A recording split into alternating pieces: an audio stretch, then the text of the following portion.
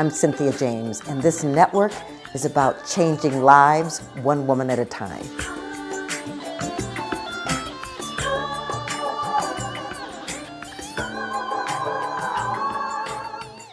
Hello and welcome to Women Awakening. I'm your host, Cynthia James, and I am so excited because I get to be with you and with women every week that inspire me, that are change makers, that have stepped into their own power many times through obstacles. And so I'm so honored that I get to share them with you. You know, we are on Spotify and iTunes, iHeart, Spreaker, Amazon, YouTube. So subscribe and come back every week and meet a new amazing woman. My guest today, her name is Bev Adams. She's an entrepreneurial business leader, an award-winning regional and nationally published residential interior designer. She is a certified master kitchen and bath designer and founder and president of Interior Intuitions Incorporated. She's been recognized in many winning categories with NARI Awards, Colorado Home of the Year Award, HBA Care Award, NKBA Peak Awards, and has served as a judge for the National Kitchen and Bath Design Contest and judged the Denver Parade of Homes appointed by HBA. She's also a Heart Math certified trainer for individuals and teams, and her new book, Rising Above the Shit, just released, depicting her life story and examples of her interior intuition. Bev, thank you so much for being here. Thank you, Cynthia. I am so honored. I am excited to do whatever I can to inspire anybody that would ever follow the path that I've had. Absolutely. Yeah. So let's just start with where you were born and how you grew up. Well, I was born in Wisconsin, but only was there for a week. Moved to Iowa and then lived there on a 6-acre property with a rooster that didn't like me and would wait for me to come out of my sandbox and peck my rear end. And I would run in haste to my mother, who didn't really care. And so the beginning of my early years was with a mother who really didn't care. She didn't love me. She was very much in favor of my brother. And so from Iowa, we went to Connecticut, we went to Chicago, we went to St. Louis. I ended up as a musician and a concert pianist student at Indiana University, where I graduated. And after that, I emigrated to Australia by myself when I was 21. Yeah. So I just want to talk a little bit, because a few of us have either had mothers that we didn't feel loved us, or that weren't prepared to be mothers, or were bringing stuff from their own lineage. And so as a kid, how did you survive the feeling that you weren't the chosen one? I always went to my heart. I went to my heart, and I always knew that I was better than the circumstance. And so I would actually imagine being happier. I would play out little plays in my head of what it would be like to be liked, not by her, by anybody else. And so I just rehearsed a life that I really wanted to have. And I did this at night. I would go to bed and I would just sort of play in my head about what should happen the next day. And remarkably, those things actually showed up and gave me, like, how did that happen? Like, well, okay, I thought it was going to happen, and hey, it did. And so I actually created my reality by living in the future possibilities and not living in the muck of where I felt at the time. And so inspirationally, that's why I took off to Australia. I thought, well, I'll just leave and go down there and start all over again. It's so funny because I did the same thing. And I think and I knew nothing about law of attraction or any of that other stuff, but I was like, the fantasy, the place in my head where I could build the dreams and I could travel and I could act and do all of those things brought a peace to me outside of the insanity. So, it's so wonderful. I think our dreams matter. I mean, I do. You're a living proof of that. So I want to know, so do you go to Australia? And then when you're there, what happens then? when I get to Australia, I worked for Pan American World Airways for a little while. And then I worked for British Airways, which was formerly BOAC, in ticketing and sales. And then we moved back to the States. I met my husband, my first husband, number one, in Melbourne. And we moved back to Detroit. My son was born in Australia. We moved to Detroit, moved back to Australia, and we went to Perth and we bought a bird farm. Birds, like birds, so it wasn't just like the birds were gone. To qualify this, because the birds were illegal to breed.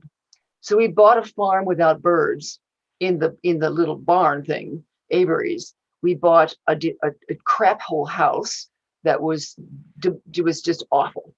And I had this dream, of what it should look like. And I saw it. I wanted to make it a veranda this way and da da da.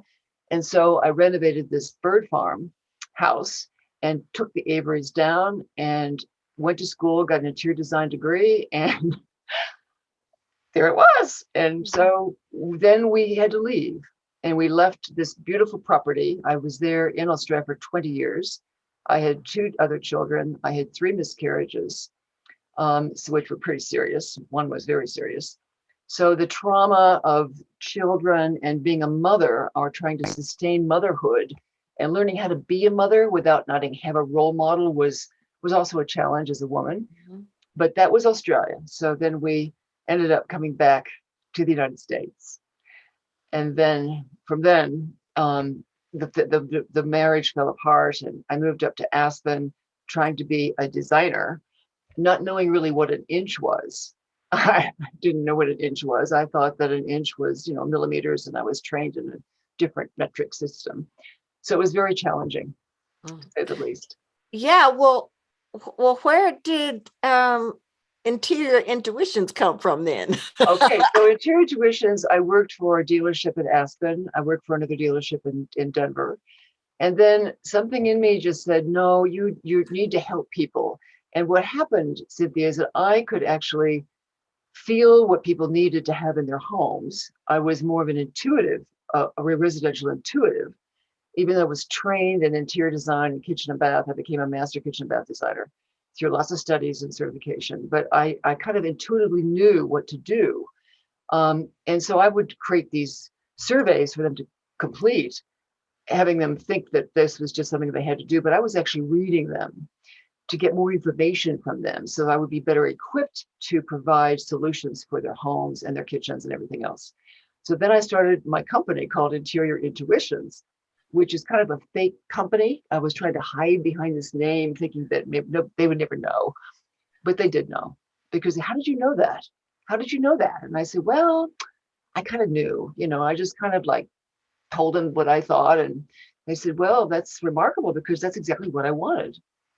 So that's kind of how Interior Intuitions formed. And then I went on to my real love was the intuition and where it came from and how did I know this. And so I was greatly devoted to spiritual holistic practices and became a Reiki master and healing techniques, and worked with Dr. Joe Dispenza and became one of his global trainer people. And then enrolled in heart math studies with the Heart Math Institute. And that's where I kind of have landed. And I find that those skills have been able to be shared with people and help them a great deal. I wish I'd had them. The training, the breathing techniques, I wish I'd had them at the very beginning of my little career. It would have been a lot easier. Totally get that. Well, I want to talk about your book a little, and I want to talk about some of there, hold it up. There it is. Isn't it beautiful? Rising Above the Shit. It's gorgeous. So I have my own ideas about what that means to rise above the shit, but what's your definition? Well, the story is the whole book is my biography. It's a historical biography, but the 3 things that kept me really going, first of all, I wrote the book written in recovery from COVID, because I nearly died of COVID at home here by myself. And when I woke up, I thought, from the night of hell, trying to breathe without any air, I thought, I have to write a book for my children. So I have to give them a legacy of how I did my life or lived my life for them. So the three things that really helped me was a trip to Peru in my memory bank of the three things, the three worlds. And I've lived those worlds. And the first one is the snake. And Mhm. every time you have something to shed, whether it be a relationship or a job or a problem or anything that you need to get rid of, you shed the skins. And the skins hurt because you're used to having them around you and you're used to the feel of them. And so the snake, the metaphor of a snake is really important to understand. So when you have a problem, you go, oh, should I shed it or should I keep it? Well, if you can't grow, you have to shed, you got to shed the skin before you can grow. And so that's the first world, the first spiritual world. And I, when I went to Peru, I thought, oh, that just makes so much sense. And the second world is the puma. And the puma was me when I left the United States to go to Australia and get the courage and just go for it. And so I did. I was the puma energy and I didn't look back. I lived in the now. I lived in what I had to do ahead of me, not what was behind me after the shedding. I was on a goal set and I was on my way to doing something that I had imagined or visualized ahead of me. And then the third world is the condor. And the condor, when you're in this world and you look back, you're an observer of the skin and the puma of your energies. So when you're at the condor, which I usually stay in most of the time, you look back and you observe it and you create wisdom from what has happened to you so that when you have the next snake thing come up in your life, you know better how to shed it or better how to realize what challenges you need to overcome better. And then Mhm. the puma starts again and then you reflect back. And so this builds the wisdom. Nothing is bigger than you are. Nothing is bigger than I have been. Anything that is on on my life.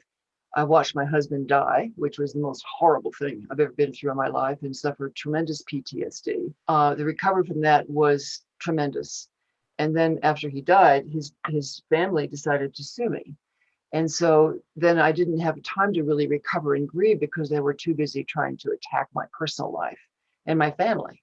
So, you know, that was the shedding. It was a shedding of trying to forgive and let them go and let them go. Don't get involved. Look at the condor. Just rise above it. And so that is kind of the best way I could describe rising above the shed. Right. It was the worst of No, all. well, I think it's great, and I think the three levels that you talked about, but but I just want to talk for a moment because this show is for women, and and a lot of us have a challenge dealing with the snake.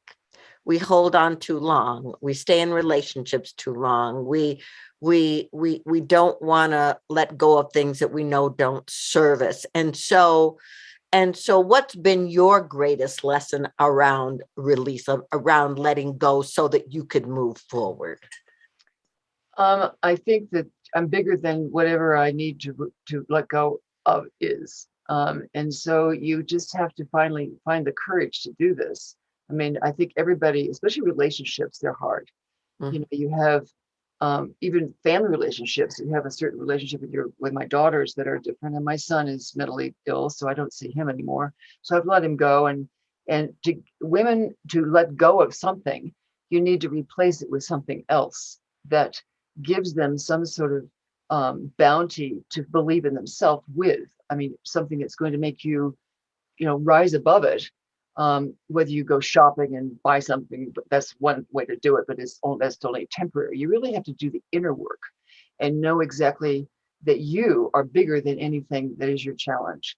Mhm. Um, and and recognize that and tell yourself how great you are. And you know, if you are trying to get over a relationship or move on to a new relationship, that's a magnet. The magnetism of somebody coming into your life is a magnet. You are attracting everything that you have in your life. So if you are trying to get rid of it, you're attracting it to start with. So you have to get rid of the magnetism. And it comes through the heart. The Heart Math Institute, the heart is a brain. And it's telling you exactly what to do, how to feel, and all your brain is actually wired emotionally and hormonally to the heart. Believe it, the heart is governing your hormones. So your sensuality, And your sexuality is governed by your heart, your looks, your hormones, everything, your relationships with people, which is your heart. So I think if you go to your heart and you go in love and understand that you are the person, you love yourself more than the relationship, you will rise above it and you'll be able to gravitate to something better. And if you visualize that in your life ahead of you and the puma goes forward and you see it coming and you feel it before it arrives, it will show up. You're going to magnetically attract it to your life.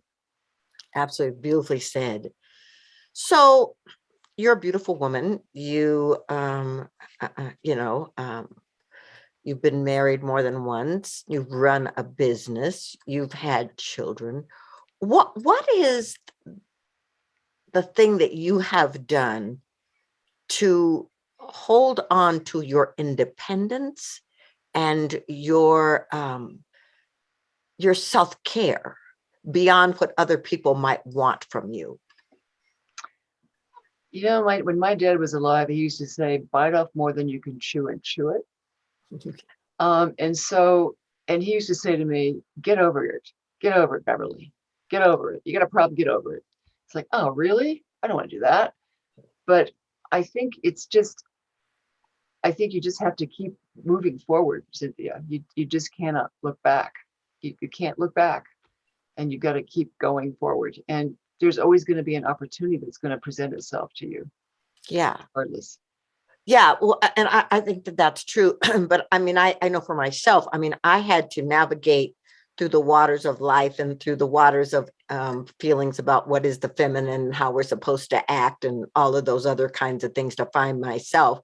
And so I love that I can look at your life and I can see where you come from and what you've created and how you have stood through. I'm looking forward to reading the entire book, you know, all the myriad of ways you've had to navigate life. I want to talk about money because I have watched you for many years, you know, be a manifester, you know, of financial freedom. And so what is your belief about money? It's just to be used. You just use it and you spend it and you give it and you enjoy it. You know, I had my 3 children in this little house, which is now fully renovated, and I didn't have enough money for groceries. I sold my guitars. I sold my furniture. I was broke. I was dead broke. And I just said, I'm not going to stay broke. I'm going to do this. And I just kept working my little backside off worked hard, and didn't look back. I just kept going. You can't sit there and wallow in it. You have to keep going. And so money is a beautiful thing. I mean, you know, I have some. I'm not really wealthy, but I have enough to get by. And I have bought a Tesla. I love my car. You know, there's just great things I enjoy. I love Maui. I love going there first class. I enjoy what I have. I mean, I'm over 65. I'm over 69. That'll give you an idea. So, you know, I think that it's time I'm in my golden my golden years, and I want to enjoy it. And so money, for people I didn't have any. I started out with nothing basically, and decided to make it, and made a decision, and it worked out that I could do that. Well, and it's beautiful to watch you model it. You know, you model abundance in the way in which you dress, in the way in which you live, in the way in which what your interior design business became. You model it. And so I just wanted to bring that into our conversation because I want the women to know that, you know, we deserve abundance and we get to choose it and we get to live that life. So tell us, how do people find you in your book? You know, how do people get to you? Well, I have 2 websites. The Rising Above the Ship website is live. The email is still getting worked out of how you can contact me. You can also contact me through Bev at interiorintuitions.com, which is my other email. And I wanted to add to this to you, Cynthia, that the book has got a lot of humor in it. It's not all that depressing. And there are some hysterically funny incidences that I've had with women in this book, with as a mother and as an arrival, a new immigrant to Australia, when the man who was supposed to look after me, looking after just to make sure I was alive, was standing on the roof trying to get in, and I thought I was hallucinating, seeing this naked man out there trying to knock on the door. There's some funny things. It's very entertaining. So I hope that the readership or the audience here can get my book and read it, because I'm sure you'll enjoy it. It's people that have read it have just been gut laughing, and then they've cried, and then they've laughed and they've cried, because they can identify with something in my life that they've had, and there's recovery, and it's through humor. I think if you keep a sense of humor through it, you will maintain your sanity. You'll stay sane if you can laugh. If you can laugh at yourself, and I really screwed it up, and well, so what? Just get off yourself and go on and do it again. You just have to just start laughing and find some women you can laugh with and commiserate with, and go have a glass of wine and talk about it. Then you feel so much better. And then after you've done that, then you get on with it, and you get busy and go at it. So I encourage everybody to do it. Absolutely. Gotta laugh. That's right. And it's risingabovetheshit.com, correct? Yes. Perfect. Okay. So I ask my guest the same last question. This show is called Women Awakening. What do you think is the one thing, the most important thing about the importance of women awakening?